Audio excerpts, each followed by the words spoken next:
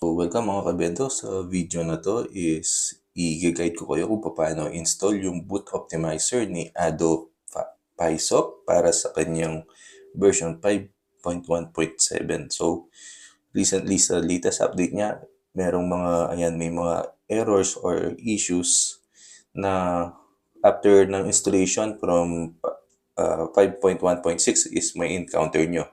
So, fortunately, meron naman siyang fix na ginawa na kailangan mong i-run. So, sa ngayon, ayan, meron siyang latest na update para sa kanyang boot optimizer. Ayan yung guide niya. So, ngayon, i-guide ko kayo kung paano siya i-apply.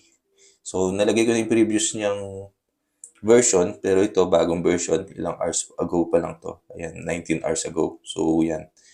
I-send ko na lang yung link or ilalagay ko na lang sa description itong post na to para makita nyo. So, ayan. May mga naunang release na rin si Ado with regards sa fix na yan. Ito siya. So, dyan mababasa nyo kung paano mag-update from 5.1.6 na isang script lang yung rarun nyo is magiging 5.1.7 na siya. And ayan, yung second step niya is yung pag-run ng mga optimizer. Yan, si boot optimizer. So, ito yung guide na nagawa ko na dati, pero dahil may latest update, dahil sa mga feedback or mga reports ng mga issues na na-encounter, so naglabas ulit ng fix si Ado. So, yan. So, let's start. So, una, mag-login tayo sa ating Adobe PySop and make sure na yung pag-access nyo sa inyong Vendo is via 1IP. So, meron tayong previous video kung paano mag-access ng or paano hanapin at saka i-access yung 1IP ng ating Vendo. Ililink ko na lang din siya sa description or magiging pop-up siya dyan sa ating screen. So, ayan, dito, ayan, 1IP ang ina-access ko. Ayan, 192.168.71.254. So, maglalagin lang ako. Makikita nyo yung version ko is 5.1.7. 2026-0106. So, maglalagin ako. Ayan. Okay. So, makikita nyo yung 1IP nyo dito. Kung pinasok nyo man siya via access point. Ayan. I think sa network. Then, interface. Ayan. So, one interface. Ayan. Makikita nyo. 192.168.71.254. Yan yung 1IP nyo. So, dyan nyo siya i-access or yan yung gagamitin yung address kapag i-run nyo yung script. So, una, i-enable natin yung access via SSH, via yan sa menu, system, and then system services. So, make sure naka-enable yung SSH. So, i-enable lang yan and then hindi naman siya magpapa-restart. So, magkaka-pop up lang na SSH is enabled. So, after nyan, na-enable, gagamit tayo ng tools. So, usually, ginagamit ako siya ng laptop sa pag-apply or pag-access via SSH kasi mas simple. Pero sa ating cellphone, pwede naman. So, gagamit lang tayo ng Termux. Termux ba? Ayun, Termuse. So, Termuse is pang-access siya ng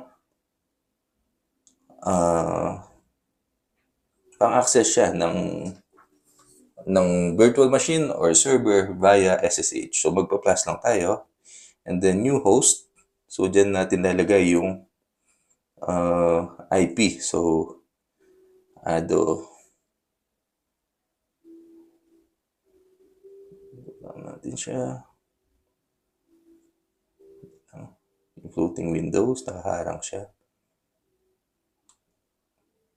Tabi ko lang muna itong floating window natin. Ayun, malis. So, yun.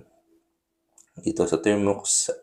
So, nalagay lang natin is Ado. Unfortunately, ayun yung umikot. Ayun, nakuha rin. Ayan. So, lalagay natin Ado PySop. Ito PySop server. So, kahit anong ilagay nyo dyan, okay lang. Host name or IP address. So, dito nilalagay yung 1IP, 192.168.71.254. Then group tags, kahit wala na SSH, ayan. So wala nang papalitan dyan. Credentials, lalagay mo dyan kung ano yung credentials ng server mo. So nung nag-setup ka ng Ado, dyan mo siya i-access or nasinet mo yan doon nag-setup ka ng Ado server mo. Yung sa akin is Ado and Ado. So kung hindi nyo naman alam kung ano yung default na credentials, maglilink ako ng guide. So nandun siya sa previous videos natin, nandito. So ayan, nandito yung guide natin. So nakalink doon yung blog ni Ado kung paano siya i-access yung SSH. Hanapin ko lang siya. Ito. So, nandito sa description ng video na to, yung page ito. So, ililink ko na lang din sa description to. So, dito makikita kung ano yung mga SSH credentials, depende kung ano yung gamit mong board. So, ayan. So, kung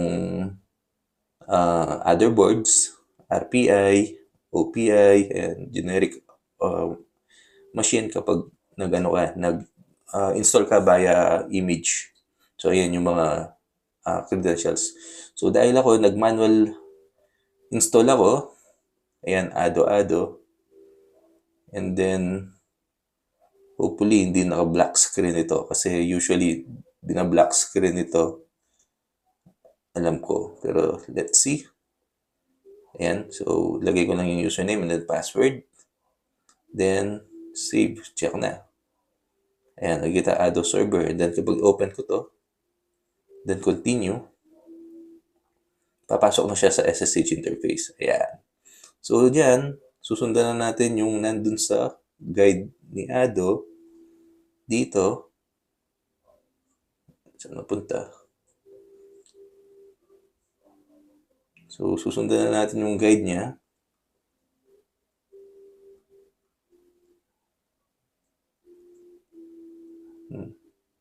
Wala na, nagbaba na. Saan na ba napunta?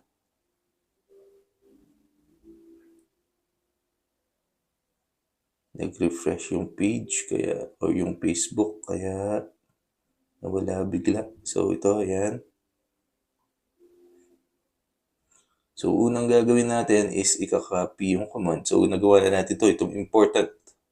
So download step 2. I-copy itong command na to. Copy na natin itong buong to. Ayan. Kasi hindi natin makopy yung specific na dyan. Specific na text lang. So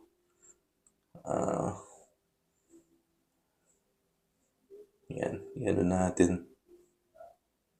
Paste lang natin kahit saan para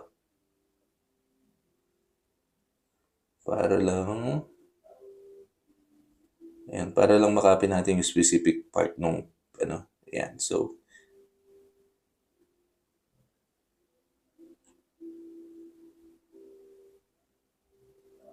yan. So dito na tayo sa step 2. Ayan, download. So si step 2 ito, si sudo wget. Yan, hanggang doon. So copy. Ilalagay natin ulit sa Termux. Then paste. Right. Ayan, long click paste. Ayan. And then enter. So password para sa ating server, hihingin niya. Ayan, enter ko yung password, enter. So ayan, nag-download na siya. Okay, na-download na siya. Next step. Step 3. Ayan, step 3, dahil yung na-download natin is file lang, hindi siya executable or hindi siya pwedeng i-run, i-run natin itong Linux command para lagyan niya ng executable attribute. So copy lang ulit. Then paste. Then enter. Ayun. Ganyan lang yun. Linagyan na lang ng executable attribute. So, wala kang makikitang output. Then, last step. Ayan. Run the optimizer executable. So, ito na yun. Copy. So, ito na yung last command. So, dito marami na siyang ira-run. Magla-lag na siya, lalabas na yung results. So, enter. So, yan.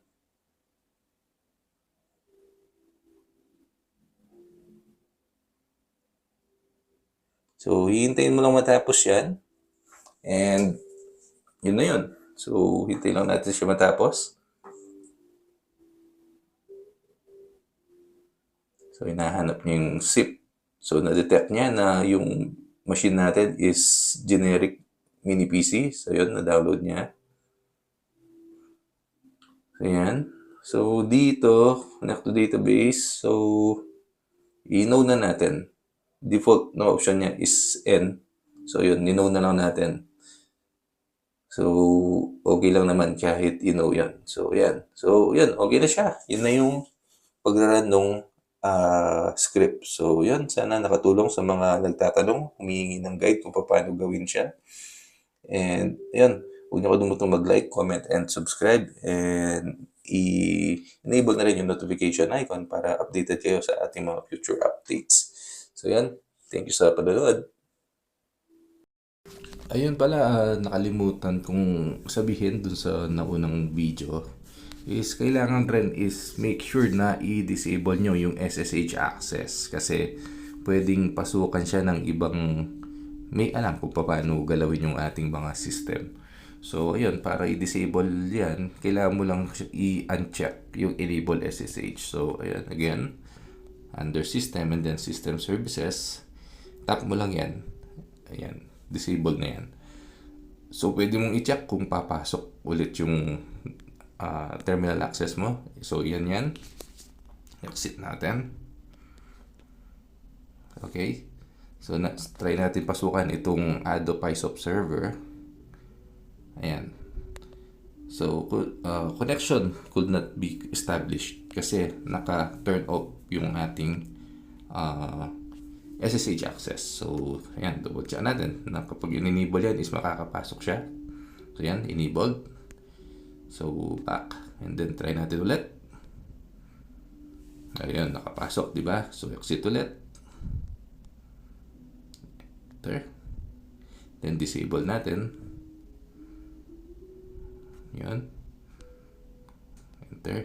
Ayan, di siya nakapasok. So, napakahalagang update niyan or your settings. So, dapat make sure i-disable siya. Alam ko, dun sa previous na script is dinidisable niya na yan. Pero, ayan, para lang sure is i-disable na lang din manually. So, yun. Salamat.